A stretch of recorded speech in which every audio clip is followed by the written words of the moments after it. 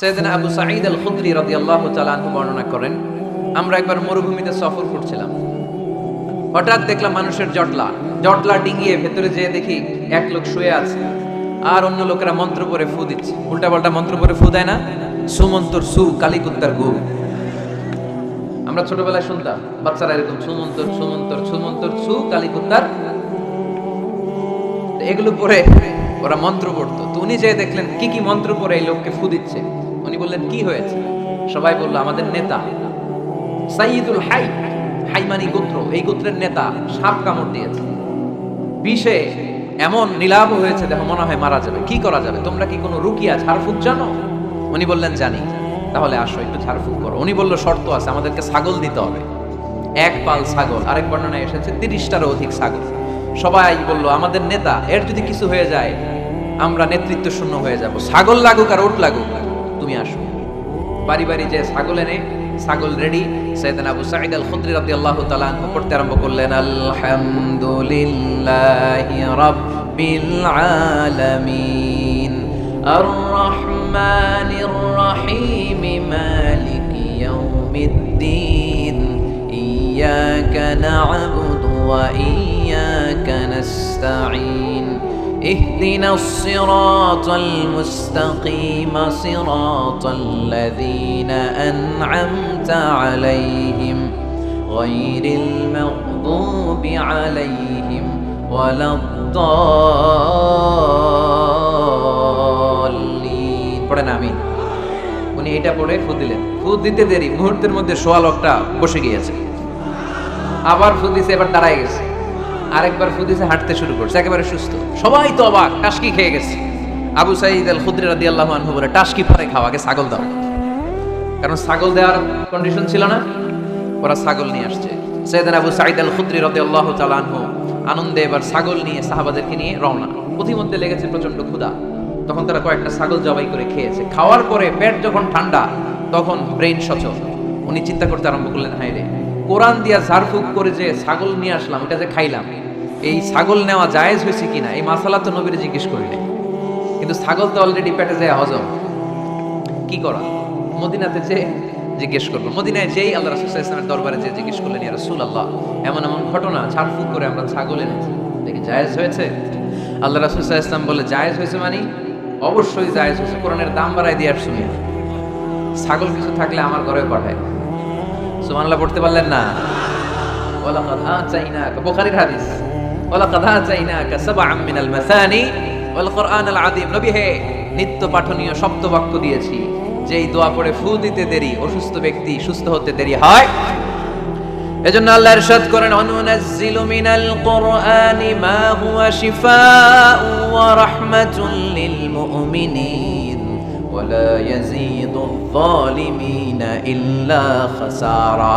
এই কোরআনকে আমি শিফা হিসেবে নাজিল করলাম, এই কোরআনকে আমি রহমত হিসেবে নাজিল করলাম, এই কোরআনকে আমি তোমাদের জন্য হেদায়েত হিসেবে নাজিল করলাম। তোমাদের কোরআন রহমত এনে দিবে, বরকত এনে দিবে, শিফা এনে দিবে, কিন্তু জালেমদেরকে কিছু এনে দিবে না। ঠিক কি না? ওয়ালা ইয়াজিদিয যালিমিনা ইল্লা খাসারা। জালিমদের অকল্যাণ করবে, জালিমদের কল্যাণ নাই এই কোরআনে। জালিম যদি হেদায়েতের নিয়তে কোরআন পড়ে তাহলে কল্যাণ পাবে, তা না হলে কল্যাণ পাবে না। তো এখন থেকে আমরা যদি অসুস্থ হয়ে যাই, যেই সূরাটা পড়ে আমরা ঝাড়ফুঁক করব, সূরাটার নাম আরো জোরে বলেন, ফাতিহা। এই সূরাটা কোরআনের ধারাক্রম অনুসারে 1 নম্বর সূরা, নাম্বার 1। কয় নাম্বার? 1 নম্বর। এই সূরাটা মক্কাতুল মুকাররমায় নাজিল হয়েছে, তাই এটি মাক্কি সূরা। কি সূরা? মাক্কি সূরা। এই সূরার আয়াত সংখ্যা 7টি। কয়টি? এবার আমি প্রশ্ন করব, আপনারা উত্তর করবেন আওয়াজ করে। সূরার নাম, ক্রমিক নাম্বার, আয়াত সংখ্যা। সূরাটা মাদানী। কি সূরা? মনে থাকবে তো? আসলে প্রতিদিন এই সূরাটা পড়ি, এই সূরাটার তাৎপর্য কি, মর্মবাণী কি আমাদের জানার দরকার আছে না?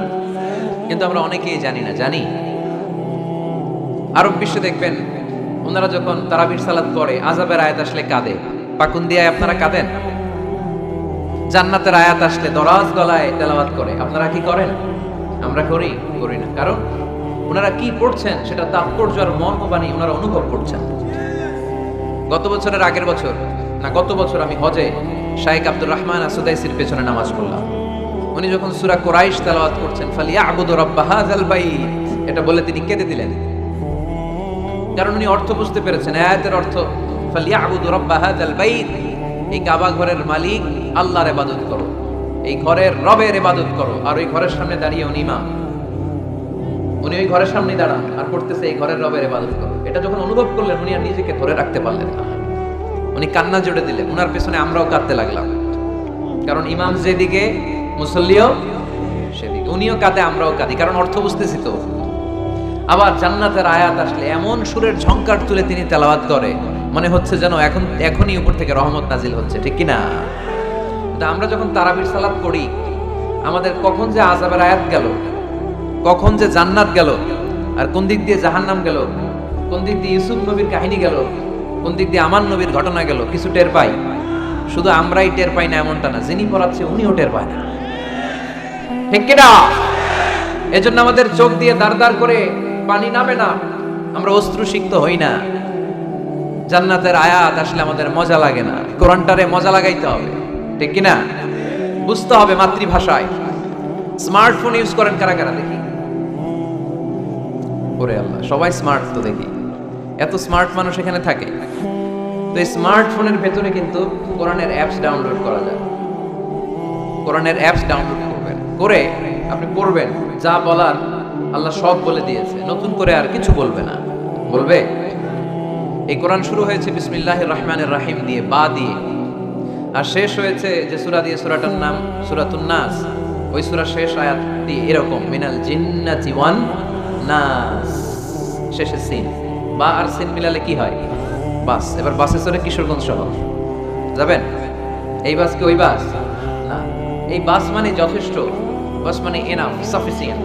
মাঝে মাঝে এরকম হয়, আমরা খাচ্ছি, আমাদের পাতে খাইতে পারি না, আরো তুলে দেয়, কারণ হুজুর একদিন পাইছে, খাওয়াই আজকে মাইরা ফেলবে। তো আমরা বলি বাস বাস, আর লাগবে না ভাই, আর পারছি না, বাস মানে যথেষ্ট আমার জন্য। তো আল্লাহ বুঝাতে চাইলেন 30 পারায় যা দিয়ে দিছি হেদায়েতের জন্য, বাস যথেষ্ট, নতুন করে কোনো কথার দরকার নাই। চিল্লায় বলেন ঠিক কি না? It's a problem solving methodology, it's not a problem creating methodology. কোরআন কখনো প্যাচ লাগায় না, প্যাচ খোলে। এই যে সুতা দিয়ে বাঁধতে গেলে অনেক সময় প্যাচ লেগে যায় না, এটা কি বলেন আপনারা? গিট্টু। এই কোরআন কি গিট্টু লাগায় নাকি গিট্টু খোলে? সমস্যা তৈরি করে না সমাধান এনে দেয়? শানে if you want the solution this dunya and akhira go back have a look to the holy Quran, তাই না? সমাধান যদি চাই চোখ রাখতে হবে কোথায়? নাকি এটিএন বাংলার পর্দায়? আসিতেছে আগামী শুক্রবার ওই পর্দায়, রঙিন পর্দায়, রূপালী পর্দায়, যেই বইয়ের দিকে চোখ রাখতে হবে বইটার নাম কোরআন। কোরআন প্রিফেস অফ দ্য বুক, মানব সমস্যার সমাধান, সব কিছুর সমাধান এই সূরার ভেতরে দিয়ে দিয়েছে কে? এজন্য নতুন করে আল্লাহ কিছু বলবে না। পাকন্দিয়ার ভাইয়েরা, এই মোবাইলের ভেতরে কোরআনের অ্যাপস ঢুকাবো আজকে আমরা, আজকেই, কালকে না। যাই লোকজন দৌড়ে আসে, এসে বলে হুজুর কোরআনের কথা শুনে পরিবর্তন হয়েছে, আমি আপনার কোরআন ক্লাসের ছাত্র। ওই দিন এয়ারপোর্টে পুরো ফ্যামিলি, বাবা মা ভাই বোন ছেলে পেলে এসে বলে আমাদের পুরো ফ্যামিলিটা আপনার তাফসীর ক্লাসের ছাত্রছাত্রী। আলহামদুলিল্লাহ ওয়া শুকরুলিল্লাহ, লা ফখর, লা ফখর, কোনো ফখর নাই এতে, শুকরিয়া একজনের, তিনি কে? তাহলে প্রতিদিন কোরআন পড়বেন তো? সূরাটার নাম সবাই বলেন আর জোরে। আয়াত সংখ্যা মাক্কি না মাদানী? প্রথম আয়াতে আল্লাহ বললেন আলহামদুলিল্লাহি, আলহামদুলিল্লাহি, সকল প্রশংসার মালিক কে? তিনি হচ্ছেন রব্বুল আলামিন। হামদুন মানে প্রশংসা, হামদুন মানে কি? আর আলহামদু মানে সব প্রশংসা, সকল প্রশংসা। প্রশংসা হয় সুন্দরের, প্রশংসা হয় আল্লাহর চেয়ে সুন্দর কেউ আছে? ইন্নাল্লাহা জামিল ইউহিব্বুল জামাল, আল্লাহ সুন্দর, সুন্দরকে পছন্দ করে কে?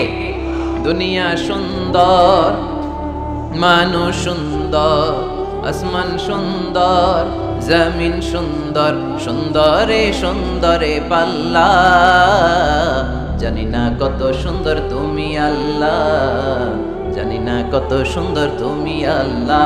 সুবহানাল্লাহ পড়েন। আল্লাহরে এক নজর দেখার জন্য আমরা পাগল হয়ে যাব।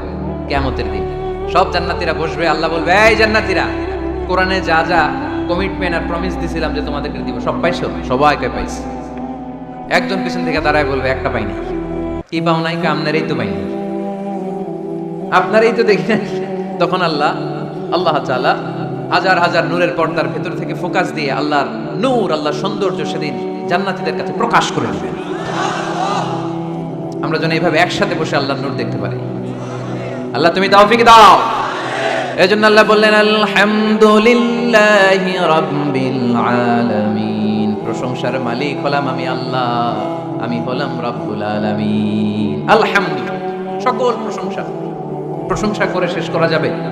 ওয়া ইন তা'উদ্দু নি'মাতাল্লাহি লা তুহসুহা, তোমার হাতের আঙ্গুলের কড়াই যদি গুনতে শুরু করে দাও আল্লাহ কত নেয়ামত দিয়েছে, গুনে শেষ করা যাবে? এই পৃথিবীর সব সাগরের পানি যদি কালি হয়, গাছের পাতা যদি খাতা হয়, সাগরের পানি নিয়ে গাছের পাতার মধ্যে আল্লাহর প্রশংসা সুবহানাল্লাহ আলহামদুলিল্লাহ লিখতে লিখতে আমাজন জঙ্গল, আফ্রিকার জঙ্গলের সব গাছের পাতা যদি শেষ করে দেই, সাগরের সব কালি যদি শেষ করে দেই, আল্লাহর প্রশংসা করা শেষ হবে? সাগরের জলকে কালি করে, গাছের পাতাকে খাতা করে, তোমার মহিমা লেখা শেষ হবে না, যদিও লিখি প্রভু জীবন ভরে। সাগরের জলকে কালি করে, আল্লাহু আকবার। এজন্য আল্লাহ বললেন, কুল্লাউ কানাল বাহরু মিদাদান লিকালিমাতি রাব্বি লানাফিদাল বাহরু ক্বাবলা আন তানফাদা কালিমাতু রাব্বি ওয়ালাউ জিনা বিমিসলিহি মাদাদা। সাগরের সব পানি যদি কালি হয়ে যায়, এই কালি দিয়ে আল্লাহর প্রশংসা লিখতে শুরু করলে সাগরের পানি শেষ, কিন্তু প্রশংসা শেষ হবে নাকি? জোরে বলেন। এজন্য প্রশংসা করতে হবে একজনের, তিনি কে? আল্লাহর প্রশংসা করব বেশি বেশি নাকি কম কম? আরো জোরে, বেশি বেশি না কম কম?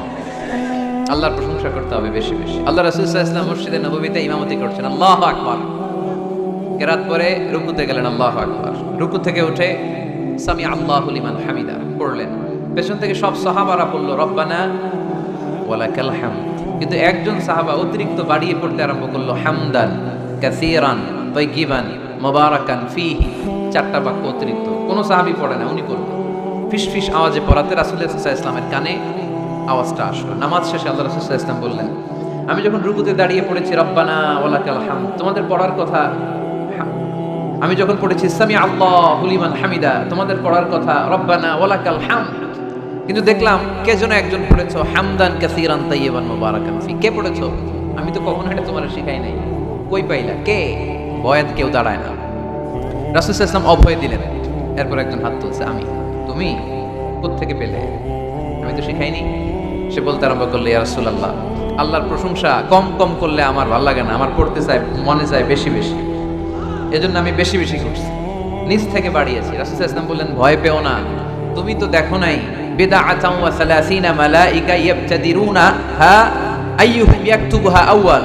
তোমরা নামাজরত অবস্থায় দেখোনি, আমি দেখেছি তোমার এই অতিরিক্ত তাসবিহ, 4টা তাসবির সওয়াবটা 30 জনেরও বেশি ফেরেশতা কে কার আগে আল্লাহর আরশে পৌঁছে দিবে, এ নিয়ে ফেরেশতারা আকাশে প্রতিযোগিতা করছিল। এজন্য আল্লাহর প্রশংসা চলবে কম কম না বেশি বেশি? আলহামদুলিল্লাহি রাব্বিল আলামিন, সকল প্রশংসার মালিক হচ্ছেন আল্লাহ তাআলা, তিনি হচ্ছেন রাব্বিল আলামিন। আমার আল্লাহর একটা চমৎকার নাম হচ্ছে রব। আল্লাহর নাম কি? কবরের প্রথম প্রশ্ন কি? আমরা উত্তরে কি বলবো? আমাদের রব কে? আবার আমরা যখন রুকুতে যাই, রুকুর তাসবিতে রবের নাম আছে না নাই? সুবহান রাব্বিয়াল আযীম। সিজদায় যখন যাই তখন রব নাই? সুবহান রাব্বিয়াল আ'লা। আবার আমরা যখন অন্যায় করে ফেলি, ভুল করে ফেলি, নফসের উপরে জুলুম করে ফেলি, তখন যেই দোয়াটা পড়ি, ওই দোয়ার শুরুতেও রবের নাম আছে না নাই?